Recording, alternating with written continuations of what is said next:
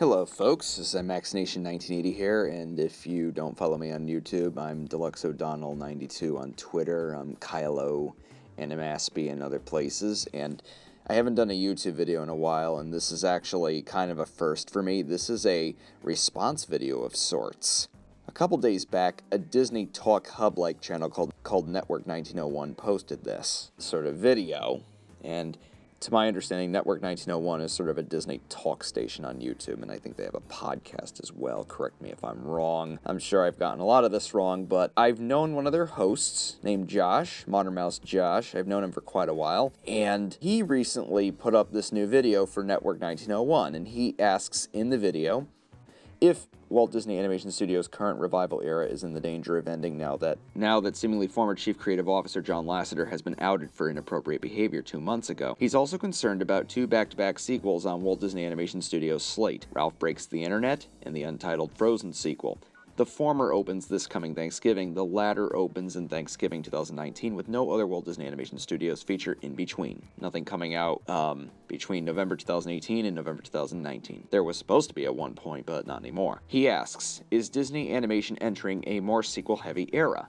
Well, here are my personal thoughts on all this, because this is something I've been thinking long and hard about ever since the Lasseter allegations got out, and I've made some posts here and there about what I think could happen and what should happen, but it's a lot to unpack, so I figured it came at the perfect time. It's something I've been thinking for a while, and Josh finally put up this video asking the question, and I said to myself, you know what I'm gonna do a response to this, so here goes. First, I'll talk about Lasseter and what his leave might mean for the studio going ahead. As I presume all of you may know, John Lasseter was recently exposed this past November for not only sexually harassing women at Pixar, and probably at Walt Disney Animation Studios as well, but also creating a work environment at Pixar that didn't give women and people of color an equal creative voice.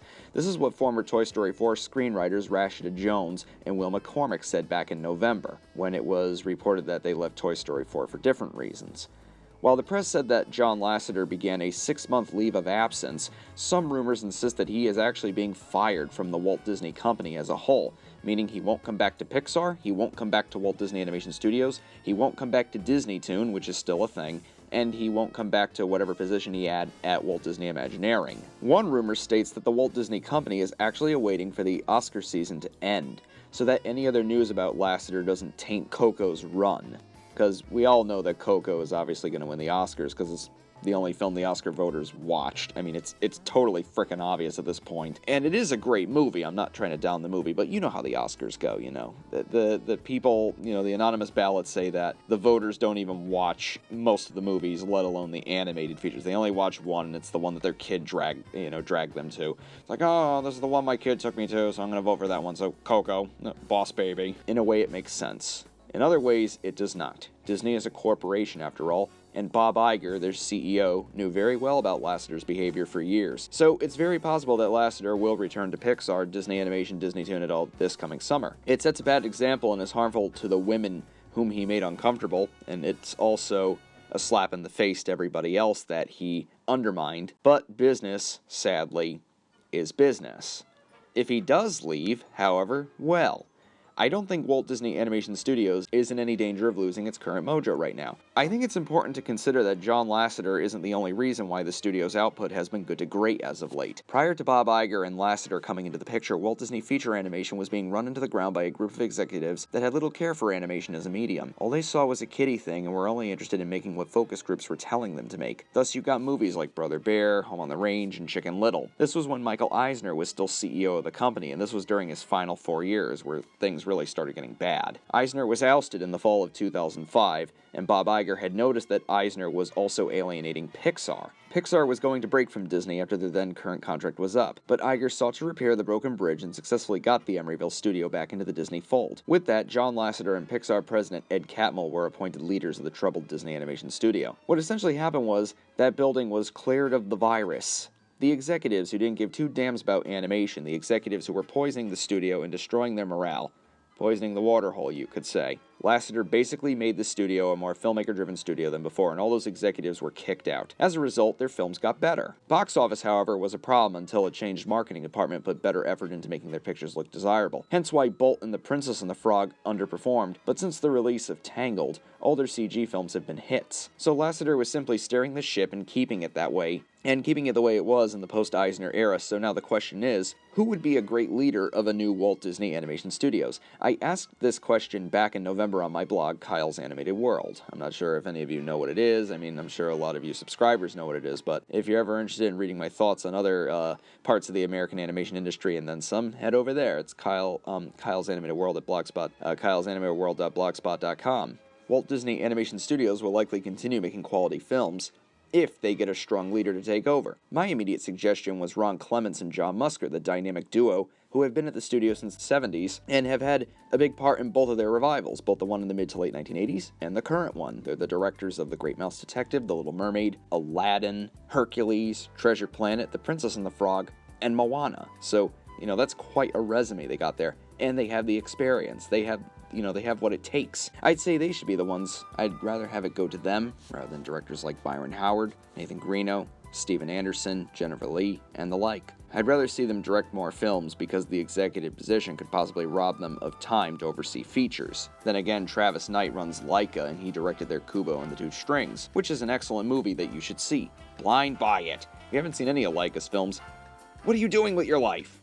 Lasseter is actually not a good comparison here because he directed one film after being named the head of Walt Disney Animation Studios and Disney Toon Studios, in addition to keeping his position at Pixar. And that film was Pixar's critically derided Cars 2, and he also took that film over at the very last minute, no less. He had also stepped down from the upcoming Toy Story 4, giving directing duties to Josh Cooley. After 2006, Lasseter found himself running 3 animation studios. He also had his position at Walt Disney Imagineering. Way too busy, whereas all the folks at Walt Disney Animation Studios aren't occupied with a million other things. Perhaps someone other than the Ron and John duo could do it. Maybe it could be an executive like Andrew Milstein. Most of the current guards seem to get it, and they seem to know what went wrong in the past. So I'm currently confident that Walt Disney Animation Studios could prevail in the coming years. Worst case scenario, they hire a complete outsider who doesn't know a damn thing about animation, but pulling a move like that, especially in this day and age where the Walt Disney Company is so massive and so hugely successful, is stupid. And I think they know that.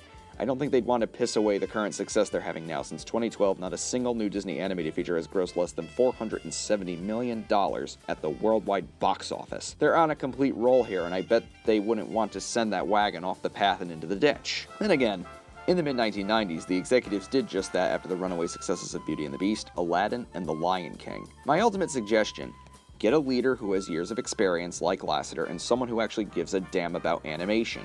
Don't get a Chris Meledandri or Jeffrey Katzenberg type who only cares about what's trendy or what's hip or what they think is popular. If they do the right thing, they'll be fine for a long while.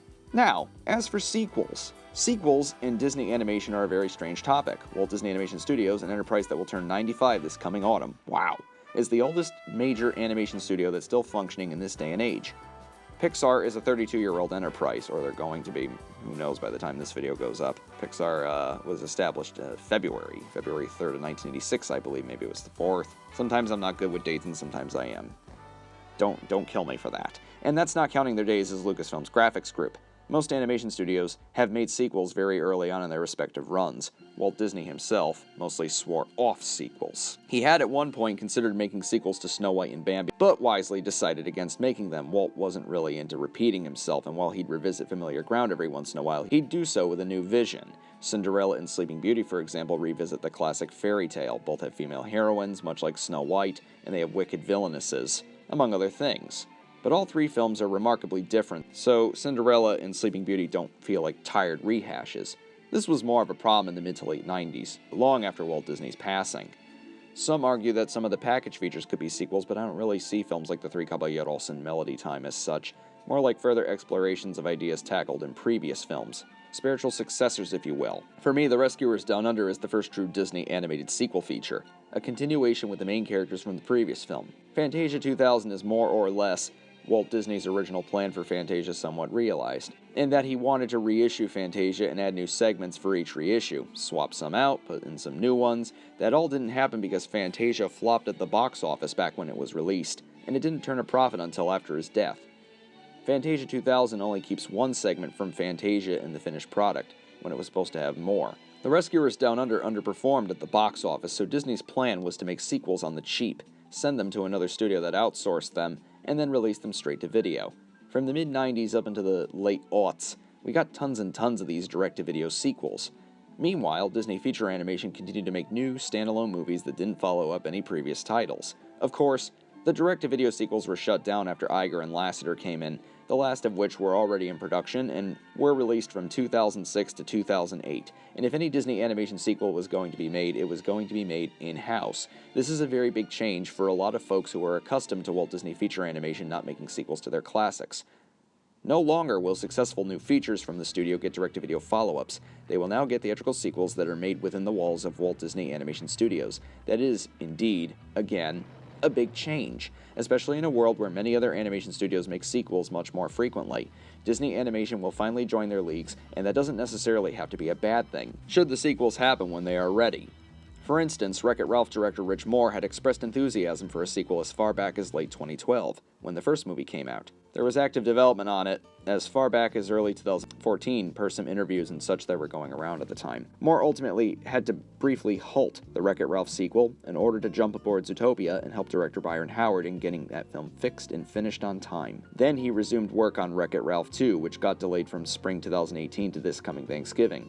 Not like other studios who would crank a sequel out, Disney Animation looks to be taking their time. They didn't rush Frozen 2 either, as the first movie will turn 6 when the sequel comes out. More than anything, them coming out back-to-back is more of a coincidence. Schedules in feature animation are always fluid. Things are always changing. Things are always being shuffled and reconfigured and such. Movies get delayed, movies get unexpectedly pushed ahead because development is going so well on them, some get shut down even. Disney Animation was supposed to follow up the holiday 2019 release of Frozen 2 with a fairy tale adaptation called Gigantic, which would have opened in fall 2020. Not too long ago, Disney had announced that the plug was pulled on the picture. For now, we know that an original movie, I repeat, an original movie, will be replacing Gigantic as the studio's fall 2020 release. More originals are in development, too. Byron Howard is working on a musical with Lin-Manuel Miranda. Meet the Robinsons and Winnie the Pooh director Stephen J. Anderson has something cooking. Big Hero 6 director Don Hall presumably has something in the works as well. Dean Wellens has been working on something for a while, possibly alongside storyman Paul Briggs.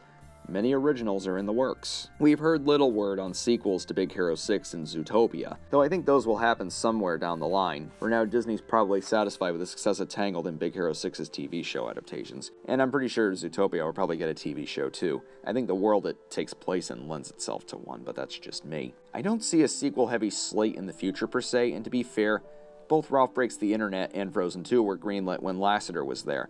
I think we'll see more sequels, but they won't just churn them out. I don't think we're looking at an Illumination-esque problem here, nor a DreamWorks one. Sequels don't have to be a bad thing either. The Rescuers Down Under, in my not-so-humble opinion, is just as good as The Rescuers, if not better in many areas.